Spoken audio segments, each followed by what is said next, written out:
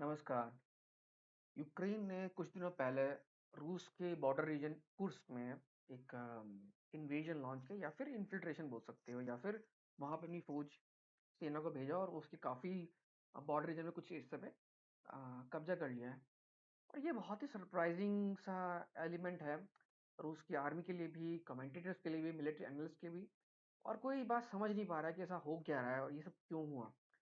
तो अभी तक ये चीज़ जारी है और ऐसा कोई एंड रिजल्ट नहीं निकला है। लेकिन ऐसे कुछ पॉइंट्स जो कि मेरे दिमाग में है कि इसके रीजंस क्या हो सकते हैं और इसका फाइनल आउटकम तो फ्यूचर में पता लगेगा। लेकिन इसके पीछे रीजंस जो हो सकते हैं वो हम डिस्कस कर सकते हैं। आइए चलते हैं।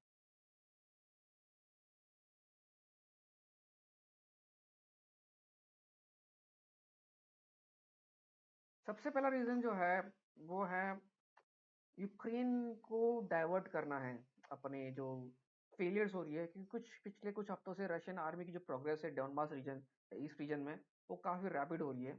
और एक तरह से जो है मोरल जो है काफ़ी डाउन सा हो गया है यूक्रेन के नाम पे चीज़ों को लेके। तो मेरे हिसाब से ये एक मोरल बूस्टिंग ऑपरेशंस भी हो सकता है। और बहुत सारे कमेंटेटर्स भी यही कह रहे हैं, क्योंकि जिस तरह से उन्होंने अटैक लॉन्च किया है उस फ़ोर्स को यूज़ करके जहाँ पर कुछ ख़ास है नहीं या कुछ ख़ास अचीव करने की जितनी क्वांटिटी जितनी नंबर ऑफ़ फ़ोर्सेस चाहिए उतनी है नहीं। तो मतलब उन्हें बहुत ज़्यादा फ़ोर्स चाहिए कुछ अच्छा हासिल करने के लिए कुर्स्क रीजन में। उसी फ़ोर्स को डोनेट्स्क रीजन में भेज के रशिया को डिफीट कर सकते थे, लेकिन ऐसा नहीं हुआ। तो बहुत सारे कमेंटेटर्स का कहना है कि, या मेरा भी यही मानना है कि पीआर ऑपरेशन है, जो पहले भी हुआ है। पहले भी पास्ट में यूक्रेन ने काफ़ी सारी अपनी फ़ोर्सेस भेजी है, जो लोग जाते हैं अपने फ़ोटो खींच के वापस आ जाते हैं। तो ये स्पेकुलेशन हो सकती है मेरे हिसाब से, क्योंकि अनलेस हम इसका एंड रिजल्ट जाने, जब तक एंड नहीं पता, हो सकता है कि यूक्रेन का कुछ अच्छा प्लान हो। लेकिन अभी तक तो दिख रहा है जिस तरह से जो चल रहा है उस हिसाब से ये लगता है कि एक तरह से पीआर भी हो सकता है। एक तो रीजन है। दूसरा रीजन ये है कि जो जो बॉर्डर रीजन है जहाँ पे यूक्रेन ने हमला किया है वहाँ पे स्टेशन है। जो गैस जो गैस है यूरोप को जाती है, गैस या ऑयल, बहुत सारी पाइपलाइन यूक्रेन के थ्रू जाती है। तो एक पंपिंग स्टेशन वहीं पे है, इसको यूक्रेन ने कब्जा कर लिया है। और क्वाइट पॉसिबली जो है कि यूक्रेन जो है कंट्रोल चाह रहा है या दिखाने की कोशिश कर रहा है यूरोपियन देशों को कि भाई देखो, तुम्हें अगर तुम हमारे को मदद नहीं करोगे तो हम जो तुम्हारी सप्लाई रोक देंगे। हालांकि ये जो चीज़ है, आई थिंक ये इंटेंशन है दिखाने का, क्योंकि जो पाइपलाइन यूक्रेन के थ्रू जा रही है उसको यूक्रेन अपने कब्जे में लेके रोक सकता है जब चाहो। लेकिन मेरे ख्याल से वो चाहते हैं कि रशिया के साइड का इंफ्रास्ट्रक्चर कब्जे में लेकर ये दिखाया जाए कि भाई हम जो है फोर्सफुली तुम्हारी सप्लाई रोक सकते हैं। और खासकर जो मैसेज है हंगरी और रोमानिया, हंगरी और स्लोवाकिया को है, जिन्होंने मदद देने से इनकार कर दिया, जो कि बहुत सारे यूरोपियन देश जिनको प्रो रशियन समझना चाहते हैं या कहते हैं। तो इस हिसाब से यूक्रेन जो है मैसेजिंग दे रहा है कि भाई देखो, तुम्हारी जो एनर्जी सप्लाई हमारे थ्रू जाती है, हम जब चाहें इसे बंद कर सकते हैं और तुम्हारी इकोनॉमिक क्राइसिस क्रिएट कर सकते हैं, तो हमें मदद दी जाए। आप इसे ब्लैकमेल भी बोल सकते हैं, आप इसे स्ट्रैटेजिक इनिशिएटिव बोल सकते हैं। बट ये जो है यूक्रेन के हाथ में, यूरोप की जो एनर्जी की जो सप्लाई है रूस से अभी भी जहाँ पे आ रही है, उसकी की यूक्रेन के हाथ में है। तो यूक्रेन ही डेमोन्स्ट्रेट करना चाहता है। ठीक है। तीसरा जो रीजन है वो है कि हाल फिलहाल जो नेगोशिएशन की बातें बहुत होने लग गई थी। अमेरिका के जो रिपब्लिकन पार्टी के उम्मीदवार हैं डोनाल्ड ट्रम्प, उन्होंने कहा कि वी विल नेगोशिएट रशिया। और यूक्रेन के प्रेसिडेंट ने भी कहा हम नेगोशिएट करेंगे रशिया के रूस के साथ। ऐसी नेगोशिएशन की बातें बहुत होने लग गई थी। तो लगने लग गया था कि भाई यूक्रेन हार रहा है लड़ाई। तो इस तरह की जो चीजें होगी, जिस तरह की चीजें उन्होंने इन्वेजन लॉन्च किया और सक्सेस पाई, अब आप ऐसी जगह पे जा रहे हो जहाँ पे कोई खास वैल्यूबल एरिया नहीं है, लेकिन आपने वो उसको ऑक्यूपाई कर लिया, मतलब कुछ किया रूस में जा करके। और एक तरह से क्या है कि ये जो लॉन्ग टर्म, अगर आप रशिया को डिफीट करते हुए दिखते हैं, तो फिर जो यूरोप के जो डोनर्स हैं या पार्टनर्स हैं, एलाइज हैं, वो भी फिर इस तरह की बातों को, जो टूल मिल रहा है नेगोशिएशन की बातों को, उसमें उनको भी डिफेंड करने का मौका मिल जाएगा कि नहीं भाई देखो, यूक्रेन जीत रहा है। उनकी पब्लिक को बोल सकते हैं, देखो भाई यूक्रेन जीत रहा है, तो क्यों ना उसको मदद जारी रखी जाए।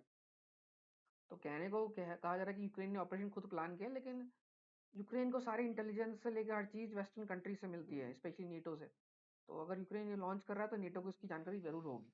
और जो वेपन्स हैं, जो वेस्टर्न कंट्रीज़ ने कहा था कि जो वेपन्स हैं वो रशिया की टेरिटरी पे यूज़ नहीं करनी चाहिए, प्रॉपर रशिया की टेरिटरी, लेकिन वो वेपन्स यूज़ हो रहे हैं। और वेस्टर्न नेशंस ने इसकी राजी दे दी है। तो कहीं ना कहीं इसमें वेस्टर्न नेशंस भी कोशिश कर रहे हैं कि यूक्रेन को मदद जारी रखने का एक तरीका हो सकता है, उन पर जो प्रेशर पड़ रहा था नेगोशिएशन का वो इससे दूर हो सकता है। और चौथा जो है, इस तरह की जो चौथा जो पॉइंट है, इस तरह की जो रेड हुई है, इस तरह से रेड हुई कि रशिया के अंदर जाके कुछ हो रहा है, तो जो रशियन प्रेसिडेंट पुतिन है उनके ऊपर अब प्रेशर बढ़ गया कि नेगोशिएशन नाम की बात आई भी तो वो, मतलब एक तरह से एक पब्लिक सेंटीमेंट जो है यहाँ पे, रशिया का जो पब्लिक सेंटीमेंट रशियन पब्लिक का वो कम्प्लीटली एंटी यूक्रेन हो गया है। They don't want to negotiate with Ukraine at all. अब वो कुछ भी नहीं चाहते यूक्रेन का नेगोशिएशन ना हो, they want clear achievable victory. क्योंकि उन्हें लगने लग जाए कि भाई अगर मान लो हम नेगोशिएट कर भी लें तो यूक्रेन जो है कभी भी आके बॉर्डर रीजन्स पे तबाही मचा सकता है रशिया के पॉइंट ऑफ व्यू से। ठीक है, लड़ाई में दोनों साइड नुकसान होता है, आप किसी को ये नहीं कह सकते ये अच्छा है बुरा है, लेकिन रशियन गवर्नमेंट रशियन पब्लिक के पॉइंट ऑफ व्यू से कि भाई जो बॉर्डर रीजन सिक्योर नहीं है तो हमें बॉर्डर रीजन और आगे सरकाना चाहिए। ठीक है, तो हमें जो है यूक्रेन बॉर्डर और आगे सरकाना चाहिए, हमें और एरियाज कैप्चर करने चाहिए। तो ये प्रेशर रशियन गवर्नमेंट पे पड़ेगा कि भाई वो नेगोशिएशन में इस तरह की बातें ध्यान रखे, और नेगोशिएट करना हो तो उसमें रशिया की सेफ्टी का ध्यान रखे। तो एक तरह से ये जो रेड है हुई है, यूक्रेन जो रेड की है रशिया के बॉर्डर रीजन्स में, इससे नेगोशिएशन की चांसेस अब लगते नहीं है। जो पीस नेगोशिएशन की बात हो रही थी बहुत सारी, अब लगता नहीं कुछ महीने ये होगा। हो सकता है अ, और अगर कुछ हो तो हो, नहीं तो लगता नहीं, क्योंकि इससे सारे रास्ते बंद हो गए हैं। अब रशिया गवर्नमेंट के ऊपर और प्रेशर है कि वो ऐसे चीज़ों को स्विफ्टली रिस्पॉन्ड करे, बहुत फोर्सफुली दबाए और यूक्रेन को और पीछे धकेले। और जो पांचवा जो पॉइंट है इस पे ये हो रहा है कि इससे जो है एक तरफ से जैसे फ्यूचर में जो मान लो हो सकता था नेगोशिएशन की बात हो रही है, या फिर एक तरफ से जो नेगोशिएशन की बातें हो रही थी वहां पे कोई स्पेसिफिक पॉइंट नहीं था। नेगोशिएट करना है लेकिन किस बेसिस पे, जैसे मैंने पिछली वीडियो में बताया था, नेगोशिएट करना है लेकिन किस पॉइंट पे। मतलब एक पॉइंट पे यूक्रेन को F-16 प्लेन दिए जा रहे हैं, यूक्रेन को एम्यूनेशन दिया जा रहा है, यूक्रेन को पैसे दिए जा रहे हैं, और दूसरे पॉइंट पे कहा जा रहा है कि रशिया के साथ नेगोशिएट करेंगे। तो ये नेगोशिएशन कोई स्टार्टिंग पॉइंट ही नहीं है इसका। तो यूँ समझ ले सकते हैं कि ये लड़ाई और लंबी खिंचने वाली है, और उसको यूक्रेन को मदद देने के लिए भी ये ऐसा ऑपरेशन प्लान किया जा सकता है, या फिर रशिया को फोर्स किया जा सकता है कि भाई वो नेगोशिएट ना करे। ऐसा भी हो सकता है कि इसका इंटेंशन है कि भाई रशिया को फोर्स किया जाए कि वो नेगोशिएट ना करे, वो लड़ाई जारी रखे। इस तरह से जो वेस्टर्न कंट्रीज को भी ये बहाना मिल जाएगा कि यूक्रेन को मदद करने का, कि भाई रशिया है जो नेगोशिएट करना ही नहीं चाहता, तो हम यूक्रेन को मदद देना चाहेंगे।